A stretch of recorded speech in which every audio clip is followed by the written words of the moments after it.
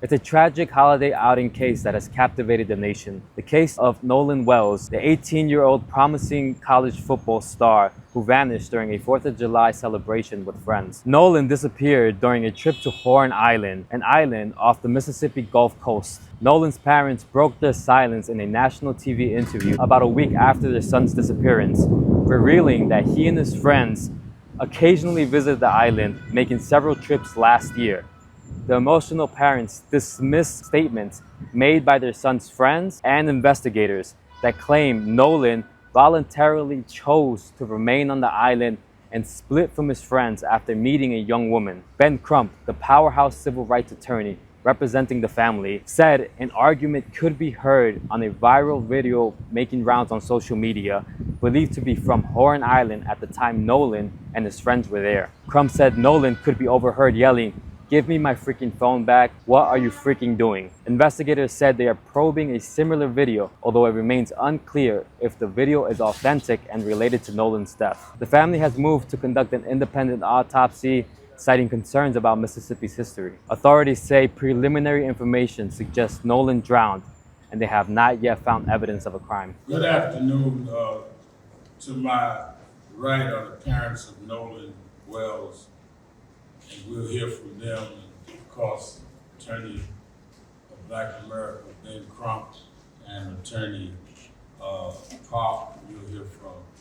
I want to let me say at the outset that when I received the word of what happened to Nolan and began hearing what was pieced together, it is clear that this situation must have the most thorough and objective investigation to lead to justice. What we've been told does not make sense. And being that there is lack of confidence in the local authorities, who have already, in my judgment, seemed to mishandle where it was going. Because to just immediately, before a week time, saying there was nothing done wrong, when we hear that this young man was engaged in some kind of argument that was on tape, that his cell phone and keys ended up with one of the people that were there on the island and got away. He was one black with 3 young white men who happened to end up with his phone, happened to end up with his keys. There's just too many questions that they should not be closing the investigation. Now, I'm from Brooklyn, so I'm a little different than some of y'all. I was built different. My nose is out here, my eyes are here, my brain is here, which means some things I can smell before I could see and before I can figure out, this does not smell right. So some people are saying, Reverend, are y'all bringing in race? Well, we're not bringing in race, but we're not discounting race either, because we don't know what it is. So to tell us don't rush to judgment saying it was racist is fine. But then I'm telling you, don't rush to judgment saying it was not racist. Because we do not know. We do know what these parents are being told and what the parents have now shared with us does not make sense. How do you end up a young, promising football player, not in trouble, mother and daddy at home, everything we tell them to do and be. They go on the 4th of July, on the anniversary of this country, going to an island. We're outing with his friends. And the friends come back, and he's left there with some story about, he said, leave them behind. But then by some magic, one of the friends has his keys and his phone. Mind you, his mother tracked down the phone. They didn't voluntarily tell her they had his phone. They didn't voluntarily say they had the keys. So if they'd not been tracked down, we don't know if they ever would have known where it was. Some of this doesn't make sense. So we are absolutely, National Action Network and other groups, going to rally behind this family.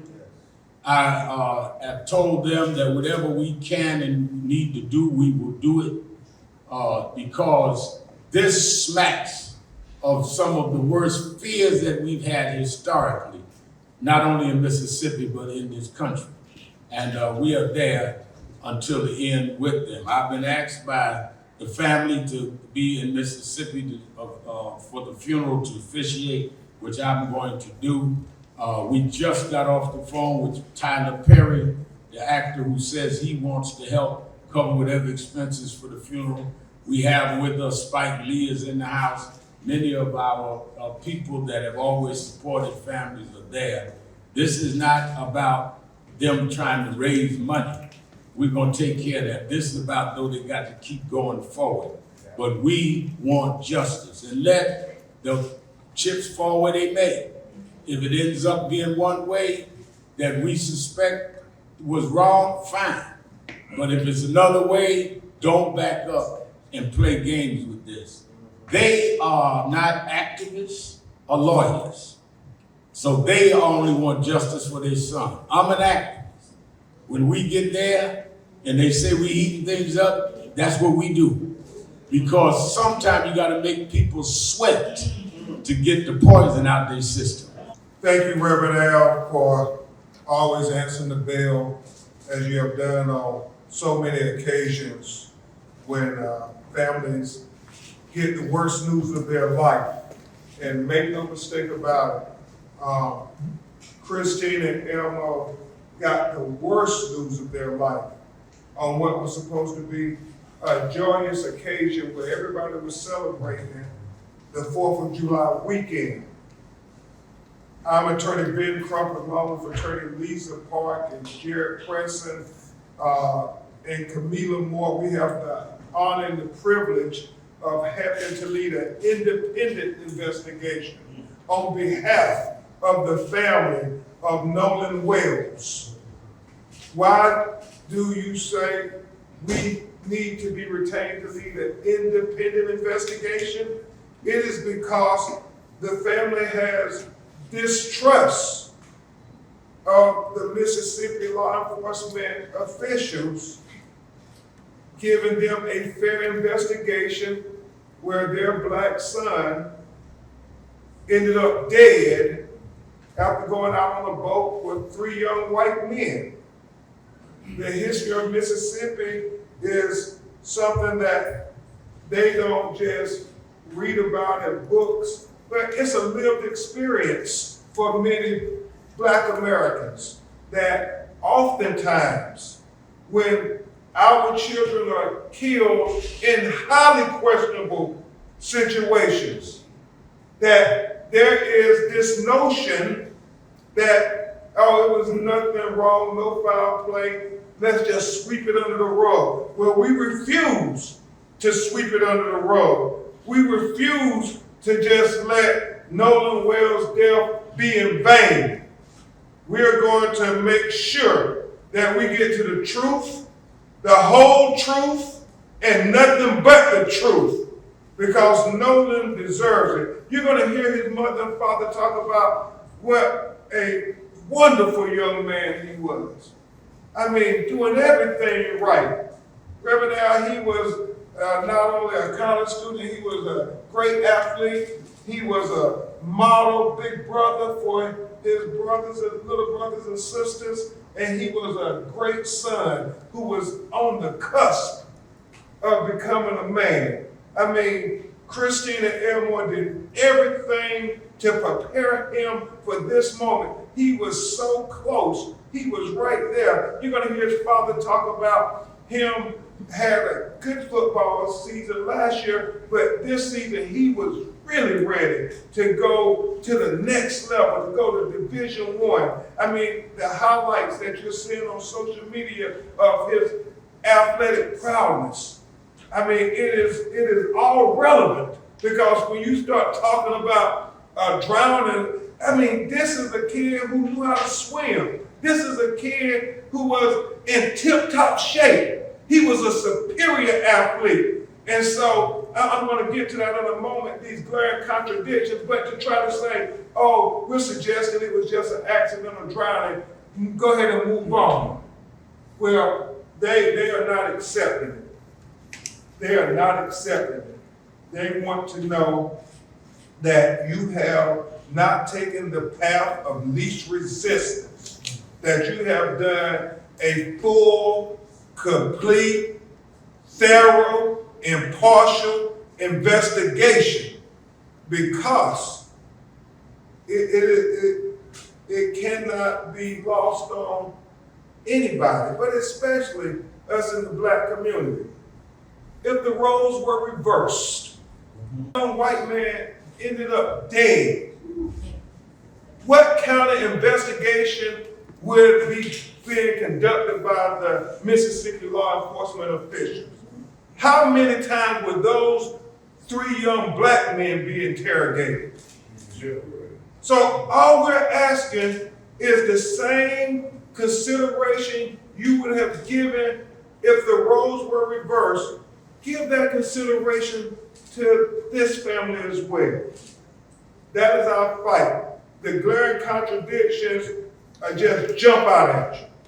The fact that he is there with his friends, and you look at all the videos, it seems to be he's the only Black on the island, or maybe one other, but not many. And so, Jared, you have where a young woman he was talking to says that, well, Nolan said he was going back to get on the boat with the boys. The boys say that Nolan told them he was going to stay and talk to the young woman. It's a contradiction. They're not saying the same thing. One of them is telling the truth, one of them is not. We have to get to the bottom of that. It's important. And then the fact, Reverend Al, that they have this video of an argument that is going on. And you know, thank God all young people, they have cell phones, and anytime you hear people raising their voice, they start the video. And so you hear on the video, Nolan saying, "Give me my freaking phone. What are you freaking doing?" And that becomes even more relevant when you think about the story that they are presenting, that Nolan chose to stay behind. That's what they're saying.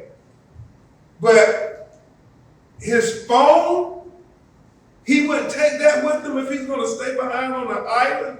I mean, we're talking about an 18-year-old kid. What teenager would leave their phone behind if they're going to stay on this island? What teenager wouldn't take their phone? And so it's not adding up. It's not adding up at all. The fact, as Reverend Al said, you know, they didn't take his phone with them. His mother, when she finds out that her baby is missing, they start trying to track the phone. The GPS the phone, they use Life 360, and they discover that, well, the phone is on land. The phone is on land, but you're saying he went missing on the island. And so it's not adding up. And so they go get the phone. And you hear her tell herself, when her and her sister start going through his phone, Jared, they realize that they're deleted messages, so they're trying to figure out, well, why are there deleted messages on his phone? I mean, it becomes relevant when you start putting everything together, where we can't just say, oh, there's no instance of foul play. We're going to get to the truth one way or the other. The fact that, and this really makes no sense to me, Reverend Al, this notion that where he drowned. Y'all have, I'm sure, seen all the videos out there. I mean, if he's drowning, nobody sees him drown. Nobody offers assistance. Nobody tries to help him. I mean, obviously, he stands out. He's, I think, the only black person I saw when I'm looking at the videos. And if you see him drowning, you mean nobody is going to try to help him? It's not adding up. It is not adding up. And that's why the family, at their behest, we had an independent autopsy being performed. And we thank Colin Kaepernick for helping to pay for that independent autopsy. And we thank Tyler Perry for helping to pay for the funeral. Because as Reverend L said, these were just regular parents going about their life. They weren't expecting any of this. And then we're having to try to hire all these experts to be able to go and see if they can retrieve deleted messages. We have to have experts. You'll hear from Attorney Park talk about, where the body was found when it was recovered and how long it took to be recovered. We think all of those are relevant issues to trying to understand what really happened to Nolan Wells. And this independent autopsy is so very important because we had his body flown from Mississippi to Washington, D.C. because his family wanted to make sure that they had a doctor who had no ties to Mississippi law enforcement to do an independent examination of their son's body. And we are hopeful to get that results in the very near future. We were hoping we would have had it today. However, as you all know, here in New York, they canceled all of the flights yesterday, and so it took a long time for his body to get to the medical examiner's office in Washington, D.C. But rest assured, as soon as we get those results, we will make them known to you because we believe transparency is very important. We want to lead by example. We want them to be transparent, and we want to be transparent. We know they are conducting the autopsy. We are waiting on their results as well. My name is Lisa Park. I'm the senior attorney for the Ben Crump Law Office in Atlanta. It is our honor to work with the family to try to find answers in this case.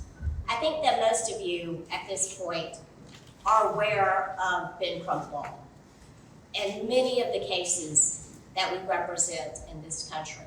Some of these cases you don't know anything about until we get involved and we shed some light and we explain to the media what has happened and you all let America know what has happened. Sometimes cases come and you all already know about it. This is one of those cases. I saw this in the news before I got a call from Ben. This was already huge in social media, already out in general media. Why? Why? Because it doesn't take an attorney. It doesn't take a special investigator.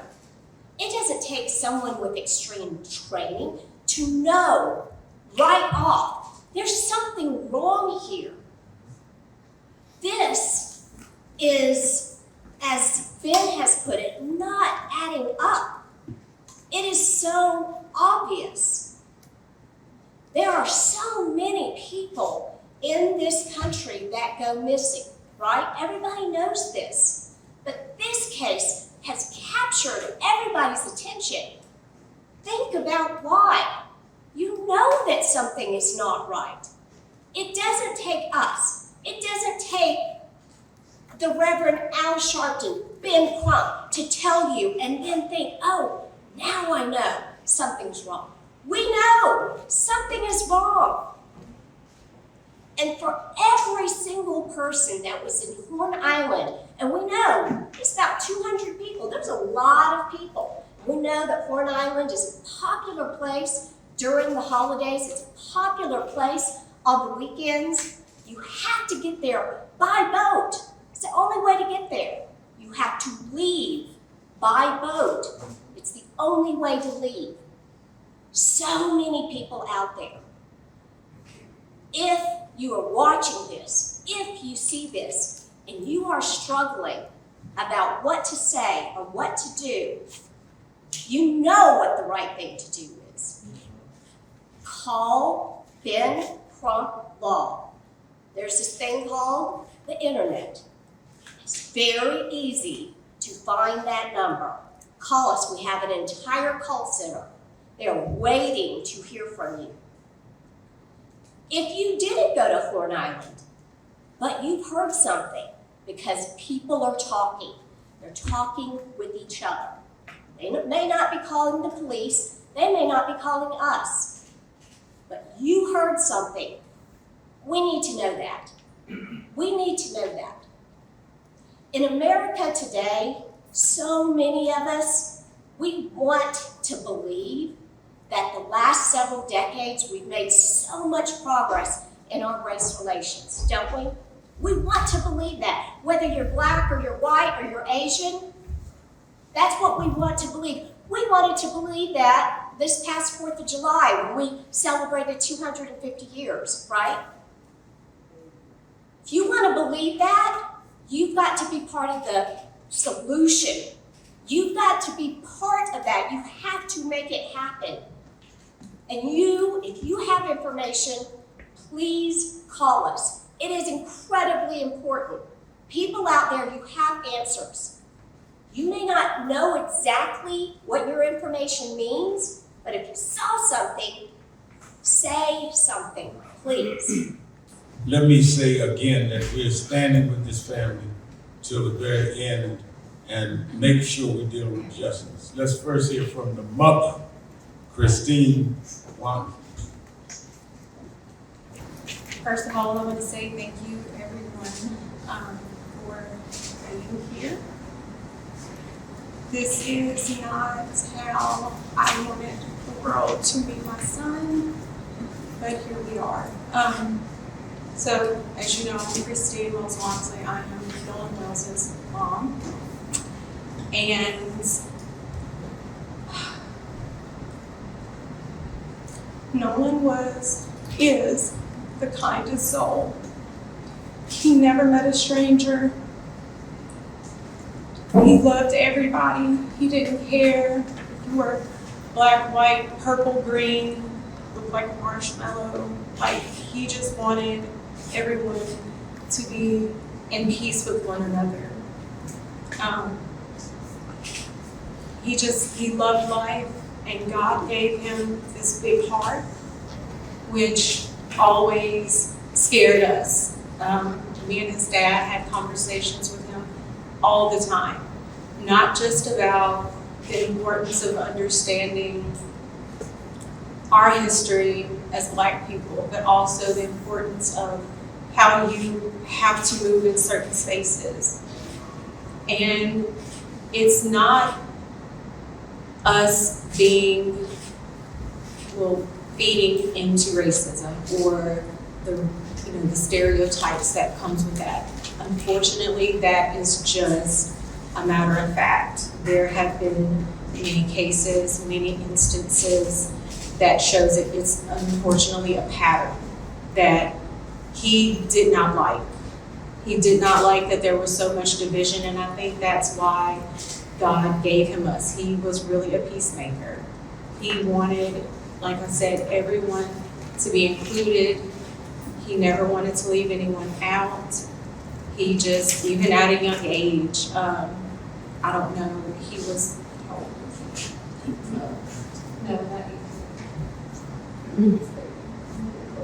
So his mother and I were having a moment, and as couples do, and even in that moment, He runs in the room with his diaper on, of course, and he starts dancing because it was like he could feel the tension.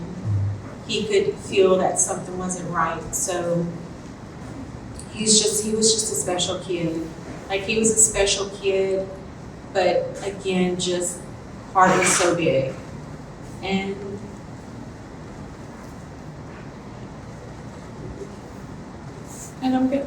we're gonna miss him dearly.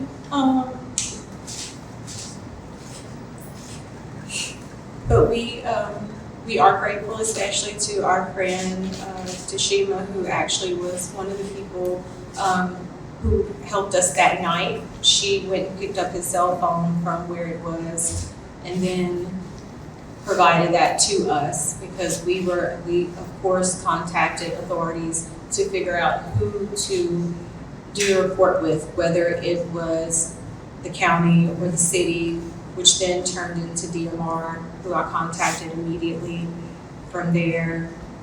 And but so our friend actually, when I called her, Nolan is best friends with her two sons, Jalen and Javon. When I called her, I said, Tashima, have you seen Nolan? He's missing. No one has seen him. No one has talked to him. The boys were actually with her sons. So they opened up their Snapchat, because a lot of the kids do have their locations where they're tracking one another. So one of the boys says, well, it's showing that, I can't exactly remember what his location was showing, but my Life 360 location was showing something completely different. It was actually showing that his phone was like he was on land. And so we ended up, she received the phone from that parent, and then we met up where his car was, which was at a separate location. There were issues obtaining the key, but even so, there was just a lot of... Tell them about what happened to the key. So I'm gonna let my husband tell you about that, because he actually went up to the door to get the key, because at that point, I was just not in my right mind. This has just been an awful situation. Okay, so the situation with the key. When we got to the house, a few of his friends, they were already there. And they were at the door in the house, asking questions. So when I walked up, they were getting, things were getting kind of tense. So I turned to them and said, I need you guys to calm down. I don't do this to me right now. I need them to kind of trust me so they can give me something. So I was able to calm them down. So the guy, he's in one of the pictures, he came out of the room, half asleep or whatever, I think Jack's or whatever. And I said, I'm Nolan's father. I'm here to get his keys so I can get his car. I said, his car's in New York. His car's parked in New York. So he was like, I don't know, man. I know it's like my brother. I said, well, if Nolan was like your brother, would you please go in your room and see if you can find my son's keys so I can take his car? He walks off, 2 or 3 minutes, come back. I can't find the keys. I said, okay, so at that point, I get the boys, and I get moved them out the house, because I didn't want them to go into the house and start tearing up these people's houses, because they never be all in the situation. So walk outside by the car. One of the guys that was in the house with us, he was on the phone with a girl, and the girl told him that Nolan's keys were on top of this Jax guy's Xbox in the house, because apparently she was there with him earlier. So he goes back up to the door by himself, and 5 minutes later, the keys come out. So now I feel like you lied to me. So now I'm really like in distress with you. But as far as the night goes, if I knew anyone who had a boat, I would have went out that night looking for my son. We tried, but I don't have friends with boats. But if I knew someone with one, I would have went out that night. And this so happened that his coach saw all the stuff on Facebook the next morning and contacted me like 5 in the morning, asked me, do we want to go out? And I told him yes. So within an hour, he was at the dock, we met him, and we went out. We docked the boat, got out the boat, walked on the island, walked a pretty nice stretch. Came back, got back on the boat, went around the island, looked, came back around, and where we went to, that's where apparently they say that his body floated up. I don't know a lot about water currents or whatever, but I would think that we would have saw his body. And on the trip there was a family that stayed like on the island, like actually tented out on the island. So if he was left, he would have saw that family on the island, and it was 2 of the boats docked, so he would have had help. So I don't know. I don't know. I think we stayed there for like an hour and a half. That's when Jackson County and the sheriff department showed up, and they were going to do their rounds. And I had a classmate of mine, he and his 2 boys that came out, and they searched, and then they got back in touch with me and said the Coast Guard had finally showed up and airplane. So What is so critical, what Elmore said, is they went out on Sunday, and the tide, if it brought his body up, he went missing on July 4th, as they say. His body should have been there on July 5th. Why would it not appear to July 6th? And that's one of those things that's just not adding up. And the fact that if he stayed behind on the island, there were boats there, there were people, somebody had to see something. That's why it's not adding up. And that's what they're saying. It is just not adding up. And if he was there 2 days, somebody on the island would be able to verify that. 2 days, and nobody's come forward and say, no, he was with us, or no, we saw him. It just does not make sense. Make it make sense. Just one last thing. We want her to talk about the cell phone deleted messages. You're talking off mic. I'm sorry. I thought my voice was loud enough. One last thing. We want to have Christine talk about the cell phone from her perspective before they tell you who Nolan was, and then we'll take your questions. So when we made it home, my sister and I actually went through Nolan's cell phone, particularly Snapchat, because that is so popular with the children. And when we opened it up, there was nothing. There were no saved pictures. There were no snaps from that day. And we did open it before the 24-hour expiration. So we found that very concerning, only because anyone who's ever been around Nolan will tell you at social gatherings, he's taking videos, he's taking pictures, he's even come up to me when I'm getting ready to go to bed, hey Mom, come on, take a picture of me. You know, like that was Nolan. So that's why we feel that things may have been deleted, was because of the fact that there was nothing in either one of his accounts. But I do want to say this. I would hope that any parent who, God forbid, would be in our situation, I would hope that you would do the same thing. I would hope that you would ask for any help, receive any help to get answers, because at the end of the day, that's all we want. We just want to know. We just want to know what happened and what our baby didn't come home. Like that's our biggest thing. And we are so grateful to everyone, family, friends, classmates, United Cajun Navy, everybody that's assisted us. We appreciate you. There's not enough thank yous that we could say or give to you, but I just, we just want to know. We want an honest, thorough investigation. That's all we're asking for. do you say about who Nolan was and